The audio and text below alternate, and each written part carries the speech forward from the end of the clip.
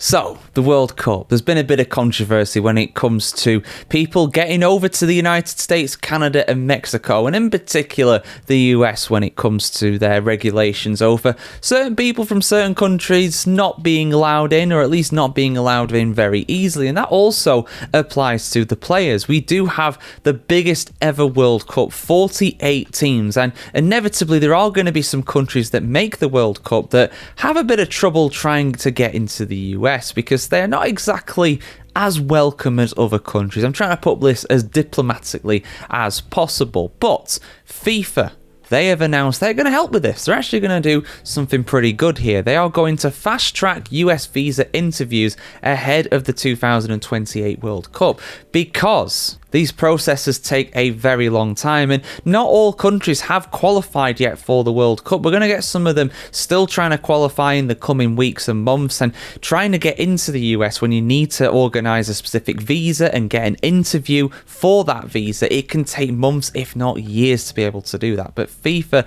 are going to help with this. They're going to fast track all the fans coming over to make sure that they can get in time for the World Cup. So let's have a look at this full story here, guys, on the footballchronicle.com's website. As always, FIFA World Cup ticket holders will be granted priority access to visa interviews before travelling to the United States for the tournament.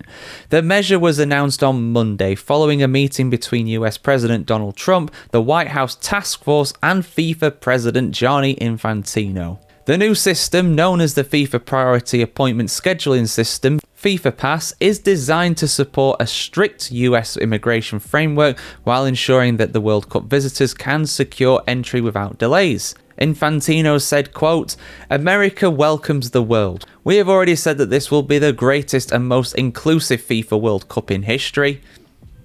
You sure about that? You really sure about that? Okay, Johnny, sure. Probably more welcoming than Qatar 4 years ago, but that is a very low bar at the end of the day. And the FIFA Pass service is a very concrete example of that. End quote. Yeah. Have my doubts personally, but you guys know I'm a bit cynical about this stuff. The 2026 World Cup will feature 78 matches across 11 host cities in the US, with additional games in 3 Mexican cities and 2 in Canada. Ticket sales have surged since launching in October, passing 1 million within weeks. I am sure those are all going to hard-working fans and not any scalpers at all that will resell them on for even more extortionate prices. Oh no, I'm sure that's not what's happening here. FIFA has since opened Phase 2 to accommodate the next wave of scalpers, purchasers from fans. Teams worldwide are approaching the final stages of qualification for the expanded 48-team event. The United States, Mexico and Canada have already secured their places as co-host, and the group stage draw is scheduled for the 5th of December. Trump urged fans to act promptly, saying he strongly encourages World Cup travellers to apply for their visas right away. Secretary of State Marco Rubio confirmed that the administration has deployed more than 400 additional consular officers globally to meet expected demand. He added that in roughly 80% of countries, travellers can currently secure a US visa appointment within 60 days. So yeah, listen, in theory it's great. We'll see how it actually works out in practice. I am sure we're going to get horror stories of people being assured that they will get into the US absolutely problem-free, and then when they get to the border agency, it's like, yeah, so we didn't really mean that, or we need to ask you some more questions, or can you just come with me to this side room, please, mister? You know, that could well happen in some cases. I think with the sheer amount of people coming over, it's inevitably going to happen. The biggest problem really, as I kind of alluded there to, the biggest problem really when it comes to the tickets and fans going to the World Cup, as I not so subtly alluded to before, is the scalpers, and also FIFA themselves raising the prices to ridiculous levels. It's insane how expensive those tickets are.